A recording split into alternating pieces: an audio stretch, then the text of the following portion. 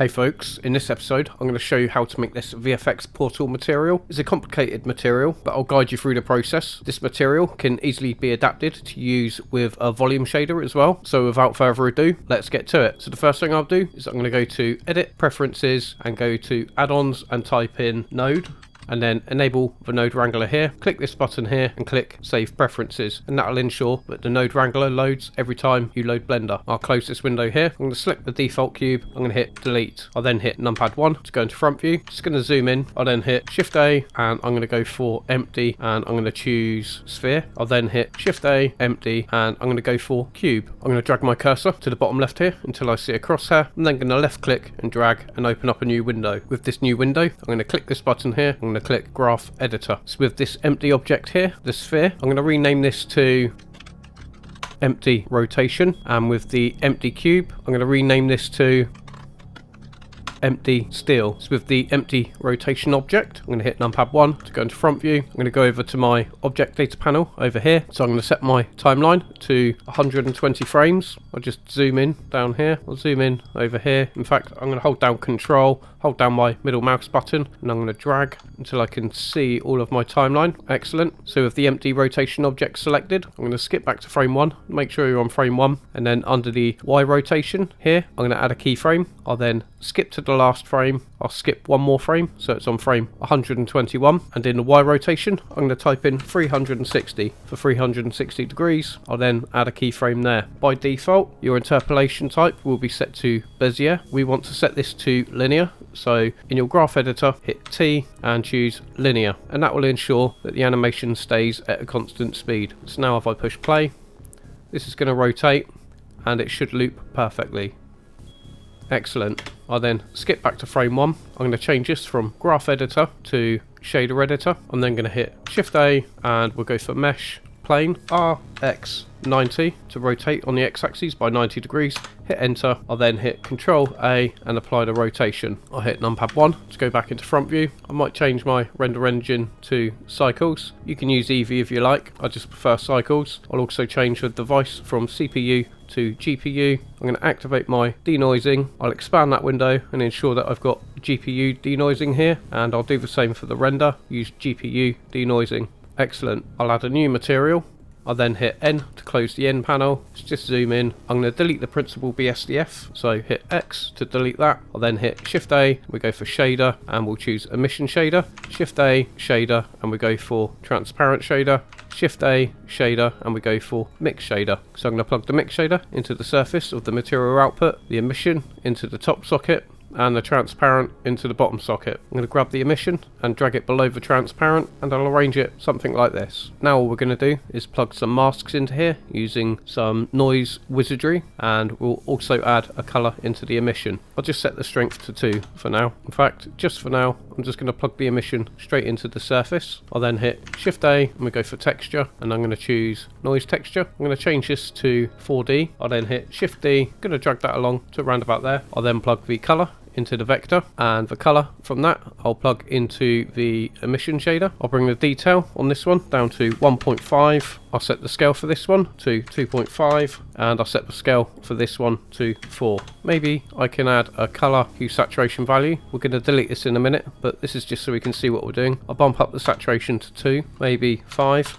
Shift A, go for input, and we'll choose texture coordinate. We're going to use 2 of these. I'll just increase this a bit. I'll then hit Shift D, and we're going to be using object coordinates for this. So I'm going to drag this object coordinate into the vector of this noise texture, and we want the coordinate system to be this rotating empty object. So I'm going to click this button here and we click empty rotation. So now if I push play, you can see the texture's rotating with the empty.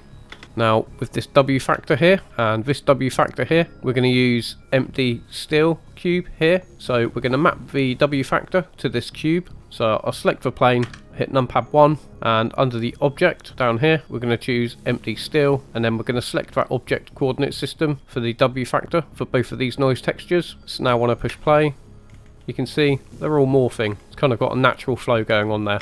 Excellent. I'll just skip back to frame 1. Maybe I can add a bit of distortion to this as well. For the first noise texture, I'm going to add a distortion at level 1. For the second noise texture, I'll set a distortion at level -1. Now if I push play, you can see what's happening there. Excellent. Now I'm going to take the factor and plug it into the surface of the material output. I'm just going to box select these. I'm going to hit G, and just grab these across over to here for now. I'll then box select these. I hit G and just grab these across over here. Maybe I can move that to there. So now I want to create like a swirling effect. So I'm going to hit Shift A, texture, and we're going to choose gradient texture. I'll then change this from linear to spherical. I'm going to pop that in between here, but I'm going to plug the color into the vector. I'm then going to add a math node. Shift A, converter, math. We're going to need 2 of these. So I'm going to hit Shift D. The first one we're going to set to power, and the second one we're going to set to multiply. So I'm going to plug the power after the gradient texture. I'm going to set this to something like 3, and then the multiply node will be after the power. I'm going to set this to something like 50.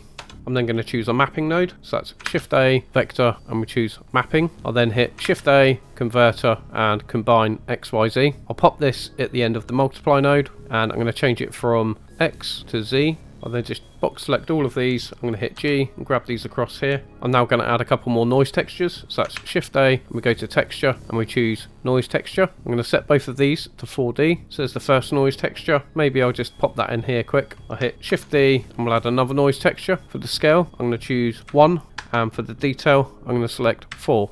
For this one, I'm going to set the scale to 2. And I'm going to keep the detail to 2. I'll then pop this mapping node in between the combine XYZ and this noise texture. I'm going to unplug this node here and plug it into the rotation. I'll then drag this up, and we're going to use the coordinates from this empty rotation coordinate from the object into the top vector. So now if I drag this factor into the surface, it's kind of hard to see, but we've got kind of a gradient going on there. To visualize that better, I'll just box select all of these. I'm going to hit G, drag this across. I'll hit Shift A, converter, and we go for color ramp. I'll pop that up there. Now I'm going to drag this all the way across to something around there.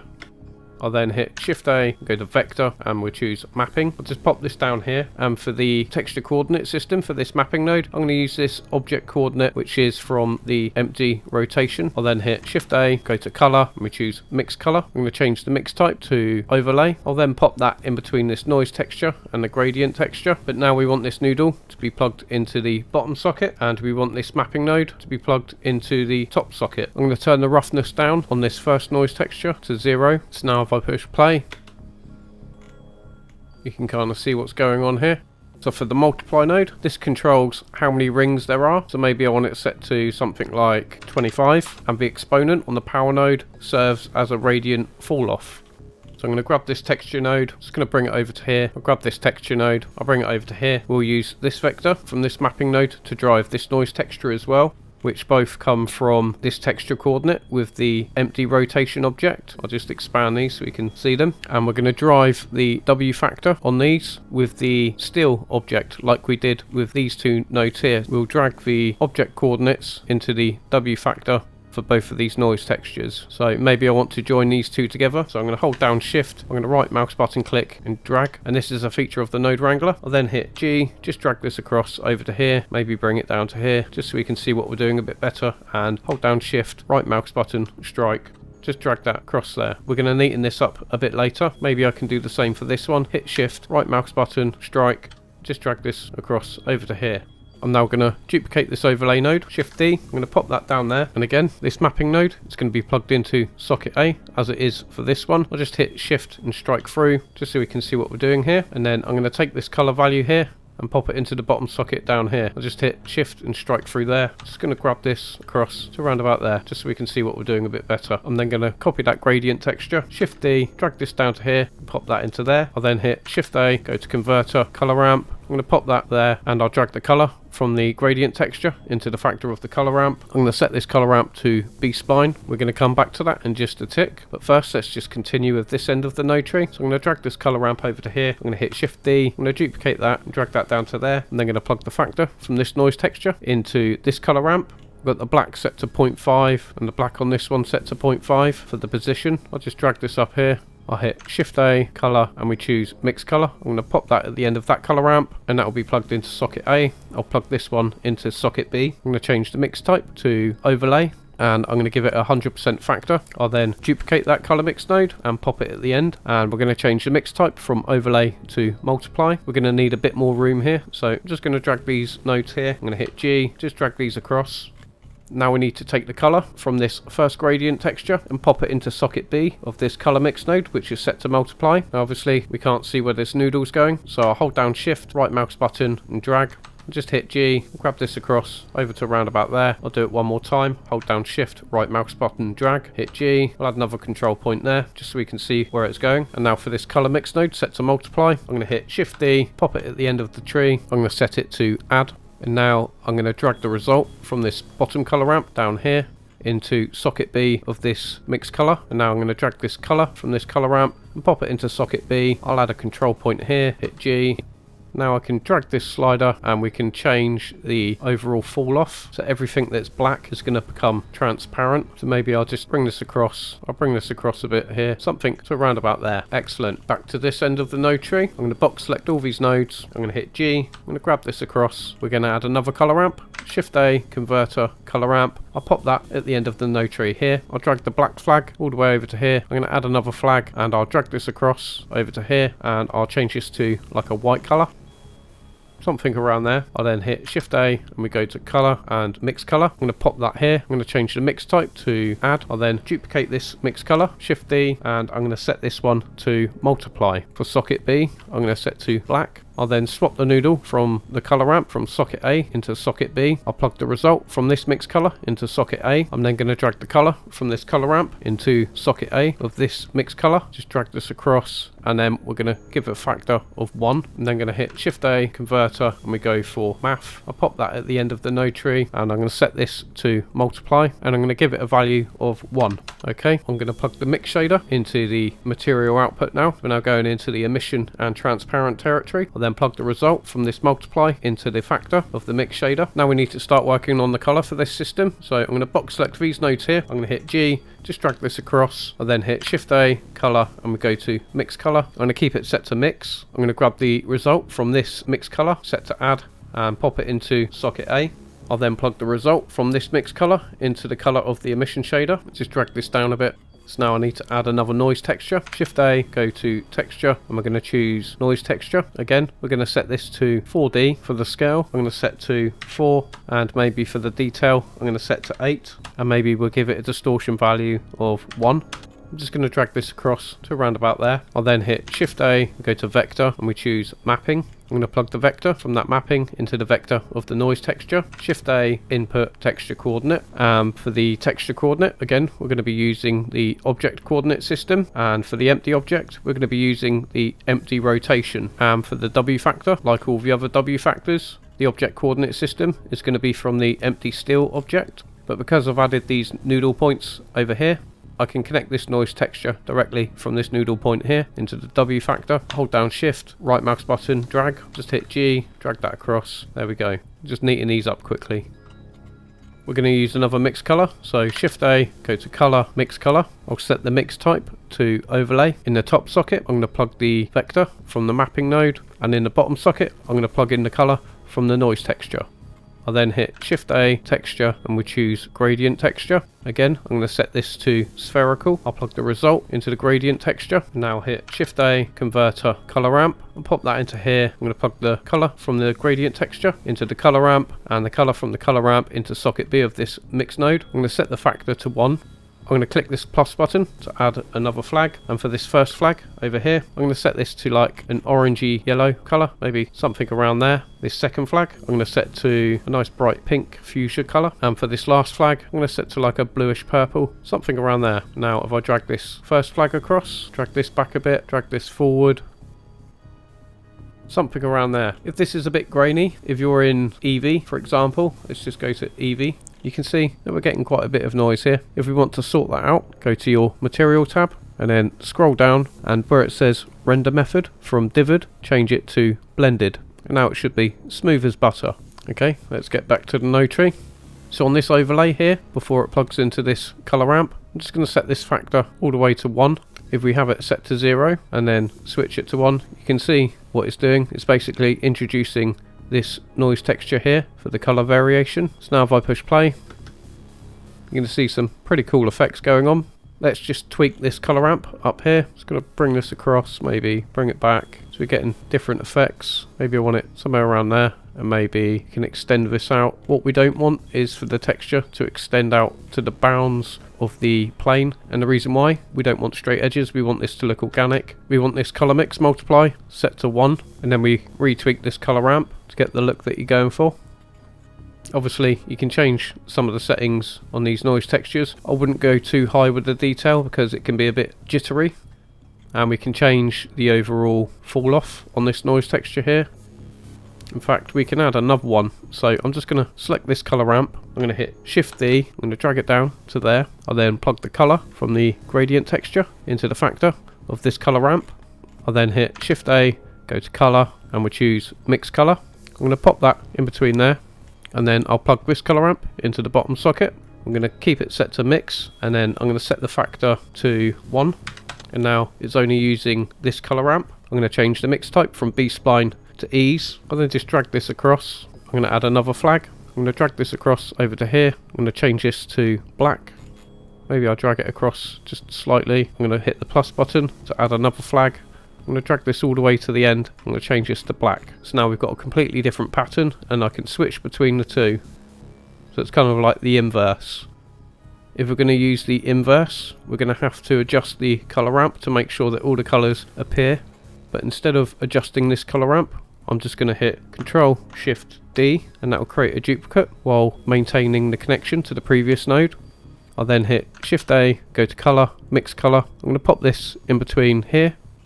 Just drag this across, neaten it up, and then I'll plug the result from this color ramp into socket B. I'm going to change the factor to 1, just so it's only using this color ramp here. And then we're going to shift all these colors all the way back until all the colors encompass the entire area. So now if I push play, I'm getting this kind of pattern. It's pretty cool.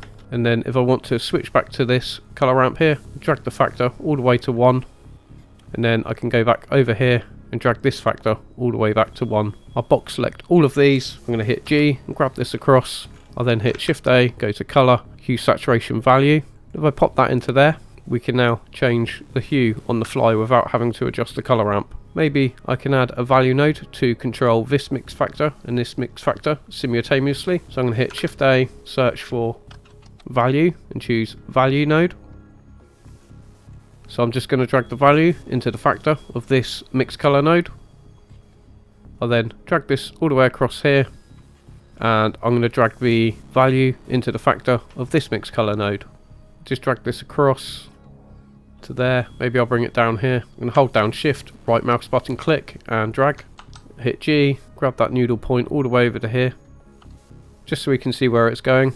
And then maybe I'll add a frame over this. And with this node selected, I'm going to hit Control J, and that will add a frame. And then I'll hit F2 to rename that frame to 0 to 1. So then I know what values I can add. If I go below 0, it's not going to do anything. And if I go above 1, it's not going to do anything. So it's only going to change between 0 to 1. If I grab that frame, I'm going to hit N. I'm going to go to Node, and I'm going to give the frame a color. So I'll click Color, and I'm going to change it to kind of a greeny color, something like that. And now I'm going to give everything that can be controlled a frame. So for example, I'm going to box select these two nodes. I'm going to hit Control J, and I'll give that frame a color. So I'm going to click color. I'm going to give this frame a color as well. Let me see what else can be controlled. We can pretty much control anything on here if we like. You just got to learn the node structure.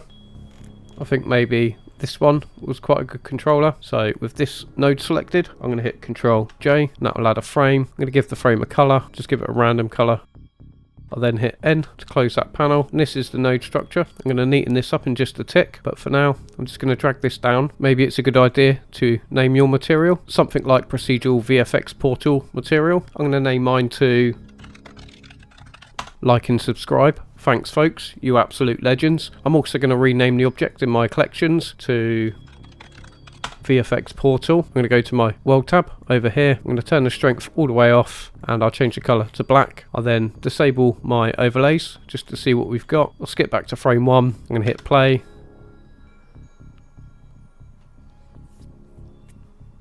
And there we go. Excellent. Now where we've added frames around the key nodes, all we have to do is just zoom into one of these frames and adjust the settings as we see fit. So I guess the next thing is putting this into a scene. Again, I'm going to choose cycles for this because it will produce better results. I'll enable my overlays. So let's set up a basic scene. I'm going to hit numpad 1. I'm going to hit Control Alt numpad 0, and that will center my camera to the view. I'll then select my camera. I'm going to change the focal length to something like 40mm. I'll then go to my object data over here on the X location. I'm going to hit 0. On the Y location, maybe start with -5, and for the Z location I'm going to hit 0. I'll now hit Shift A, add mesh, and we go for cube. I'm going to tab into edit mode. I'm going to hit number 3 for face select. Up here you've got vertex select, edge select, and face select, or you can hit 1, 2, or 3. So I'm going to hit number 3 to go into face select. I'm going to select this face here, hit numpad 7 to go into top view. I'm going to hit G, Y, hold down Control, snap it to the grid until it encompasses the camera. I'll then hit X and I'm going to delete that face. I'm also going to select this face. I'll hit X and I'm going to delete that face too. I'll hit numpad 7 to go into top view. I'm going to hit Control R and I'm going to add loop cuts to in line with the grid. I hit Control R, I'm going to add a loop cut there, Control R, and Control R, so they're all squares. Excellent. I'll then tab out of edit mode. I'm going to add a material. I'm going to call this metal rough. I'll then go to my materials tab over here. I'm going to add another material, click new, and I'm going to call this material metal shiny. I hit numpad 0 to go into camera view. I'm just going to go into rendered view, and for this top material where it says metal rough, I'm going to hit numpad period to zoom into the shaders, and with this principled BSDF I'm going to change this to metallic, and I'm going to give it a roughness of 0.333. Excellent. And maybe with the cube object I'm going to hit S, Shift Y to scale it on every axis but the Y axis. I'll just bring it in to round about there. Then go to my modifiers. I'll go to add modifiers, generate, and choose bevel. Maybe I'll set the bevel to 0.5. I'll go to add modifiers, add generate, and I'm going to choose subdivision surface. I'm going to set it to level 3 and I'm going to click simple. I'll then go to add modifier, generate, and I'm going to choose wireframe. I'll then click the replace original and I'm going to select boundary, and maybe I'll give it a thickness of 0.01. Maybe I'll turn the subdivision down to 2. On the wireframe, I'm going to give it a material offset of 1, and that will basically mean that this second material will be the wireframe. So I'm going to turn the roughness down to 0.124, and I'm going to give it a metallic material. And for the top material, the metal rough, I'm going to turn this down to something a lot darker, something around there. Maybe I'll go to metal shiny. I'm going to turn the value all the way up to 1 on the colour. I'll just disable my overlays. There's not much specular coming through on this wireframe, so I'm going to select this tunnel box object, which was the cube. I'm going to go to modifiers. I'm going to collapse all these modifiers here. I'll enable my overlays so we can see that object. I might just go into viewport shading for the minute, and we'll zoom into this wireframe. I'm then going to hit add modifier. We'll go to generate and I'm going to choose bevel. There we go. So we've got nice flat surfaces now, so it should reflect this portal a bit better. Yep, there we go. Excellent. Maybe I can go to my materials and I'm going to select metal rough, and I'm going to bring the brightness up slightly. Let's say I'll set a value of 0.5. I'm kind of happy with that. I'll just skip to frame 1. Maybe we can do a bit of simple compositing for this. So I'll just select the viewport shading. I'm going to go to my compositor. I'm going to click use nodes. I'll then go back to my layout screen. I'm going to set my render samples. So with cycles, GPU selected, I'm going to keep my noise threshold at 0.01. But I'm going to change my max samples to 256. We could probably get away with 128 for this one. Under denoising, I've got OpenAI denoiser with the albedo and normal set to accurate and a high quality, and I've also set it to use GPU. For light paths, I'm going to turn the bounces down for diffuse and glossy and transmission. Maybe I'll set the transmission to 8. We're not going to use any transmission. I'm also going to disable reflective and refractive caustics. I'll then hit F12 to render out an image. Okay, it's not looking too shabby. I'll close this render window. I'll then go to my compositing tab, and with the render layers node selected, hit Control Shift left mouse button, and that will add this viewer node. That will enable you to preview it in the compositor. And with the end panel open, I'm going to go to view, and I'll just drag this down to around about there, and then I'll click fit and then hit N to close that window. So between the compositor and the viewer node, I'm going to hold down Shift, right mouse button click and drag just to connect these two together. I'll then hit G, just grab this across. I'm going to box select all of these. I'm going to hit G, drag these across. I'll then drag this across over here. Maybe we can get some sunbeams going here. So I'm going to hit Shift A, go to filter. I'm going to choose sunbeams. I'm going to pop that in between, and I'm going to set it to 0.1. maybe 0.25. Okay, I'll then hit Shift A, go to filter, and we choose blur, and we go blur. I'm going to change it from Gaussian to fast Gaussian. I'm going to set it to relative, and for the X and Y, I'm going to set it at 1%. I'll then pop that in between the sunbeams and the composite. I'll then hit Shift A, go to color, mix, and choose alpha over. I'm going to pop the original image into the top socket, the blurry sunbeam image into the bottom socket. I'm going to bring the factor all the way to 0, and I'm going to plug the image result from the alpha over into the composite. I'll then increase the factor to 0.1. Maybe we can bring it up slightly, 0.124. Excellent. I'm going to add one more node, Shift A, go to filter, and we'll choose filter, and that's going to be the soften node. I'm going to set this to 0.5, and this will just help soften the edges. I might actually delete some geometry on here as well, because behind this VFX portal you can see the tunnel continues, and I want it to end right where the plane is. So I'm going to go back to my layout over here, and I'll select the tunnel, tab into edit mode. I'm going to hit number 3 to go into face select. I'll then hit shift out and select this face loop. I'm going to hit X and delete faces. I'll tab out of edit mode, and now you can see this portal material is in line with the tunnel. So now if I hit numpad 0 to go into camera view, I'll just disable my overlays, go into rendered view, and it should end right there. I've also got a light in my scene. I can see it shining on this metalwork here, so I'm just going to select this light in my collections, and I'm going to hit delete. I'm going to go to my output settings. I'm going to enable this render region just so it only renders what's in the camera view. I'm just going to go to viewport shading. I'm going to hit F12 one more time just to see what we've got. Okay, I think it's a bit heavy on the compositor. Maybe I can reduce the sunbeams down. So I'm going to close this window. I'm going to go to my compositor, and for the sunbeams, decrease this to 0.1, and maybe I can take the factor up to 0.2. Okay, so now under my color management, I'm going to keep it set to AGX, but I'm going to go for a look of medium high contrast. That's a bit better, popping a bit more now. And now we go to output, choose a file location where you're going to save your image sequence. I'm going to save mine in a folder called like and subscribe. You can choose the file format of PNG. I'm going to choose the file format of OpenEXR with a codec of DWAA lossy. The benefit of using OpenEXR with a codec of DWAA lossy is the file size is a lot smaller compared to a PNG. You also get a lot more dynamic range for exposure and color saturation. You then drag your image sequence into a video editor of your choice. I use DaVinci Resolve, color grade it in your video editor, and then render it out as an MPEG-4 video. So with all these settings set up, I'm just going to go back to my layout. I hit Ctrl S to save my project. Before moving on to rendering, I'm just going to animate a couple of elements in this scene just to make it look a bit more spicy. So the first one, we're going to be animating this portal. So I'll just drag my shader window all the way up. If you remember, we added this controller down here, which gave us the inverse of the portal. So I'm going to animate this. So on frame 1, I'm going to set this to 1. So with this value node, I'm going to hit I to add a keyframe. I'll then skip to the last frame, skip one more frame, so it's on frame 121. I'm going to add another keyframe, so I'm going to hit I. Half of 120 is 60, so it's 60 frames. I'm going to want this set to 0, but I want to go back 5 frames because I want the animation to happen over 5 frames. So on frame 55, I'm going to hit I, and then I'll skip to frame 60. I'll then change this value to 0. I'm going to hit enter and hit I, and then on frame 115, I want to set this value to 0, and then I'll hit I. So if I skip to frame 1, I'll push play. It's going to start on the inverse portal. It will then transition into the normal portal, and then it will transition back into the inverse portal, and it should loop forever. Excellent. Maybe I want these keyframes set to Bezier. So over my timeline, I'm going to hit T, and I'm going to choose Bezier. I'll skip back to frame 1. I'm going to go to my viewport shading. I'll drag this down, and I'm going to change it from my shader editor to graph editor.